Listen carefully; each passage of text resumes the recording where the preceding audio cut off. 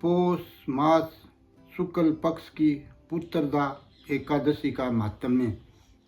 युधिष्ठिर बोले, श्री कृष्ण आपने शुभकारिणी सफला एकादशी का वर्णन किया। अब कृपा करके शुक्ल पक्ष की एकादशी का महत्व बताइए। उसका क्या नाम है, कौन सी विधि है तथा उसमें किस देवता का पूजन किया जाता है। इस पर भगवान श्री कृष्ण बोले, राजन, पौष के शुक्ल पक्ष की जो एकादशी है उसे बतलाता हूँ, सुनो।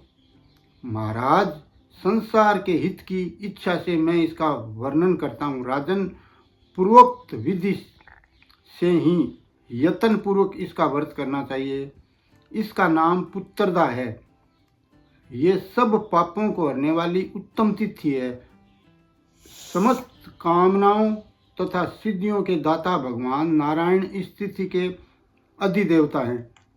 चराचर प्राणियों सहित समस्त त्रिलोकी में इससे बढ़कर दूसरी कोई तिथि नहीं है। पूर्व काल की बात है, भद्रावतीपुरी में राजा सुकेतुमान राज्य करते थे। उनकी रानी का नाम चंपा था। राजा को बहुत समय तक कोई वंशधर पुत्र नहीं प्राप्त हुआ, इसीलिए दोनों पति पत्नी सदा चिंता और शोक में डूबे रहते थे।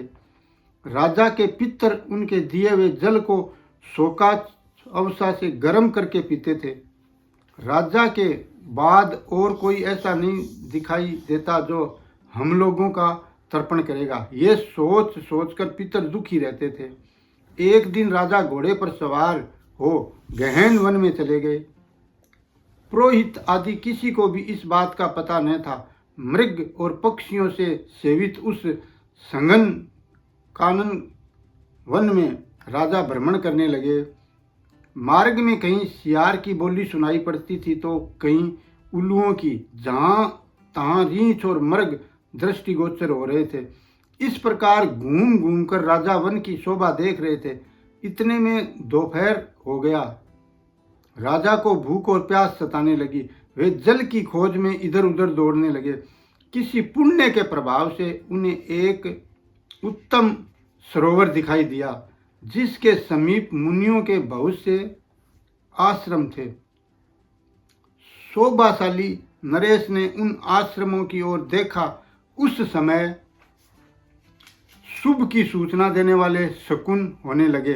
राजा का दाहिना नेत्र और दाहिना हाथ फड़कने लगा, जो उत्तम फल की सूचना दे रहा था।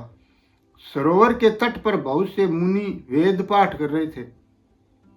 उन्हें देखकर राजा को बड़ा हर्ष हुआ। वे घोड़े से उतरकर मुनियों के सामने खड़े हो गए और पृथक पृथक उन सब की वंदना करने लगे। वे मुनि उत्तम व्रत का पालन करने वाले थे। जब राजा ने हाथ जोड़कर बारंबार दंडवत किया, तब मुनि बोले, राजन, हम लोग तुम पर प्रसन्न हैं। राजा बोले, आप लोग कौन हैं, आपके नाम क्या है तथा आप लोग किस लिए यहाँ एकत्रित हुए हैं, ये सब सच सच बताइए। मुनि बोले, राजन, हम लोग विश्व वे देव हैं, यहाँ स्नान के लिए आए हैं। माघ निकट आया है। आज से 5वें दिन माघ का स्नान आरंभ हो जाएगा। आज ही पुत्रदा नाम की एकादशी है, जो व्रत करने वाले मनुष्यों को पुत्र देती है। राजा ने कहा, विश्व देवगण, यदि आप लोग प्रसन्न हैं तो मुझे पुत्र दीजिए। मुनि बोले, राजन, आज के ही दिन पुत्रदा नाम की एकादशी है। इसका व्रत बहुत ही विख्यात है। तुम आज इस उत्तम व्रत का पालन करो। महाराज, भगवान केशव के प्रसाद से तुम्हें अवश्य ही पुत्र प्राप्त होगा। भगवान श्री कृष्ण आगे कहते हैं, युधिष्ठिर, इस प्रकार उन मुनियों के कहने से राजा ने उत्तम व्रत का पालन किया। महर्षियों के उपदेश के अनुसार विधि पूर्वक पुत्रदा एकादशी का अनुष्ठान किया। फिर द्वादशी को पारण करके मुनियों के चरणों में बारंबार मस्तक झुकाकर राजा अपने घर आए। तदंतर रानी ने गर्भ धारण किया।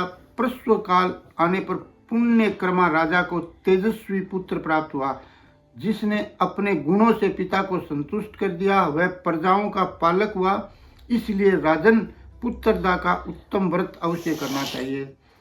मैंने लोगों के हित के लिए तुम्हारे सामने इसका वर्णन किया है। जो मनुष्य एकाग्रचित्त होकर पुत्रदा का व्रत करते हैं वे इस लोक में पुत्र पाकर मृत्यु के पश्चात सर्वगामी होते हैं। इस मातम्य को पढ़ने और सुनने से अग्निनेष्टोम यज्ञ का फल मिलता है। हरि शरणम राम।